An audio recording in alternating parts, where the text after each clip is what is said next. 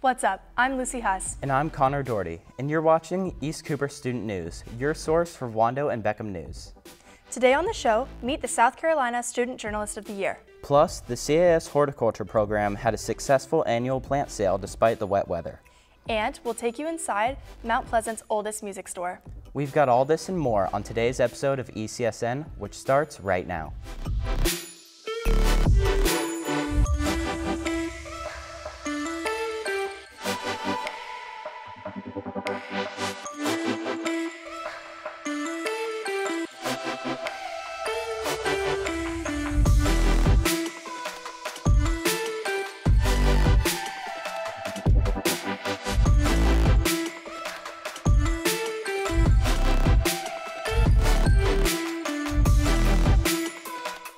Thanks for watching ECSN. I'm Connor Doherty. And I'm Lucy Huss.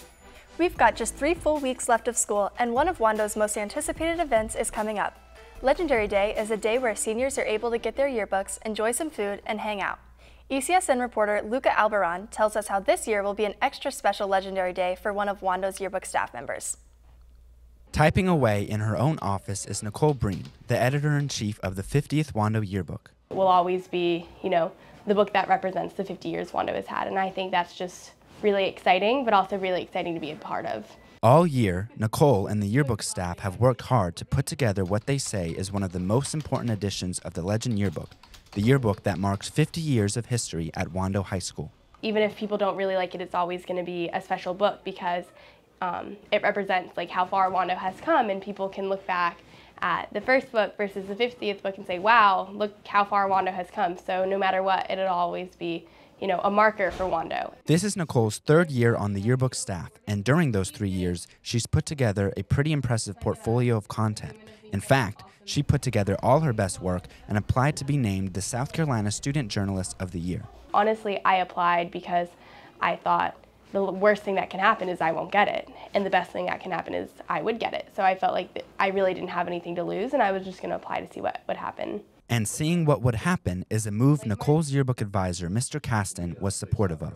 I usually try to encourage, as especially my editors-in-chief, as many of them to try to apply for the award. I'll mention it to them at the beginning of the year and just kind of tell them what goes into it. And at first, Nicole, I think, was a little hesitant to do it, but then she decided to apply. For Nicole, it was a good decision because in March, the same day the yearbook staff finished this year's book, the South Carolina Scholastic Press Association named her the 2023 South Carolina Student Journalist of the Year.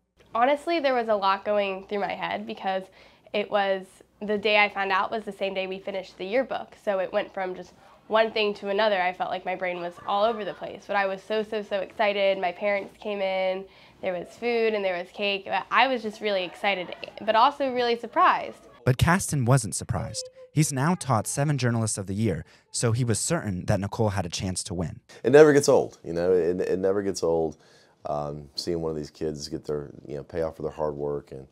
And so, yeah, it's, I guess maybe the surprise isn't there as much as it used to be, but that's just because I know they're awesome and I know what they're producing and I know how good their portfolio is. So it's just that usual sense of joy and pride in what they've accomplished. But the bigger accomplishment for Nicole, though, is etching her work into Wando history. I am so happy that the book is done because I feel like it's really a accumulation of all that we've worked, and just to see all of the hard work that I've put in and my co-editors have put in and that I know my staff has put in, it's so nice to say, and we're done and we can take a break, And it's really exciting because it's the 50th anniversary.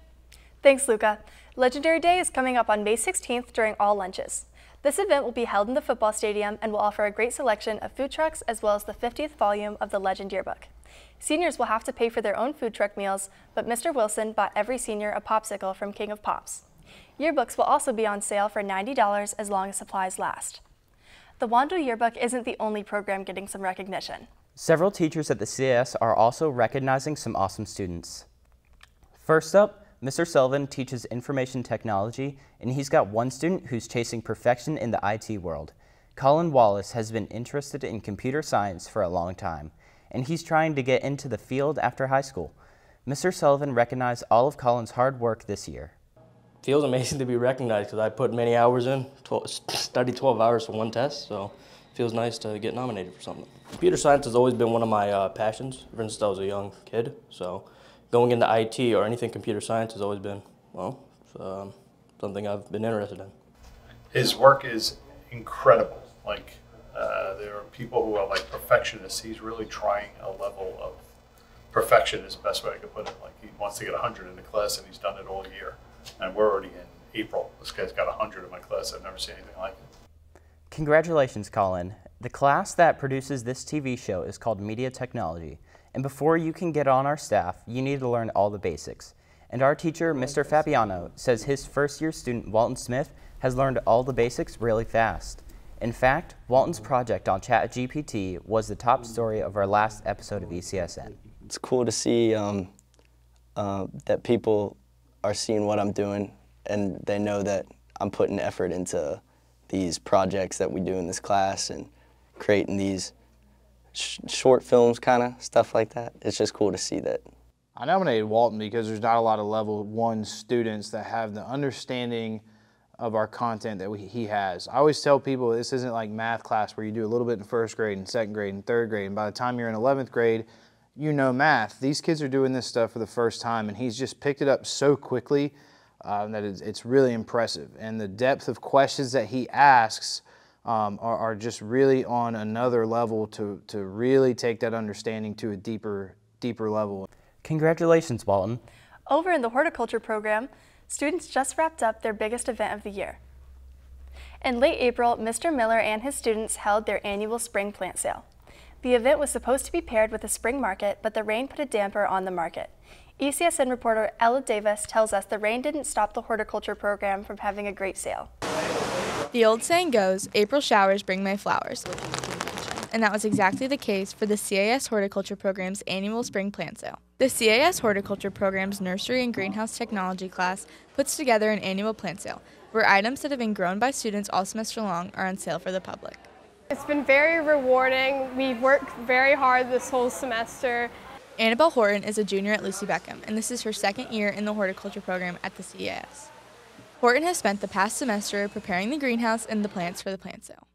You know, watching the plants start from little seeds or sprouts and cuttings, and now they're fully grown up is very exciting. Next year, Horton will be taking her knowledge of the horticulture program to South Carolina's Governor's School for Agriculture to further her knowledge. Even though the plant sale got caught in some rainy weather, it didn't lessen the crowds as the greenhouse was packed with shoppers from all over Mount Pleasant. It was awesome. It was a little bit rainy, but being inside and seeing all of the stuff that the students have worked on, it was really neat, very cool experience. The greenhouse program made $2,500, which will go to the program's funding for new things like equipment, opportunities like bee boxes, and golfing turf. The sale also benefits those not in the program, as shoppers get to have fresh produce, flowers, and more.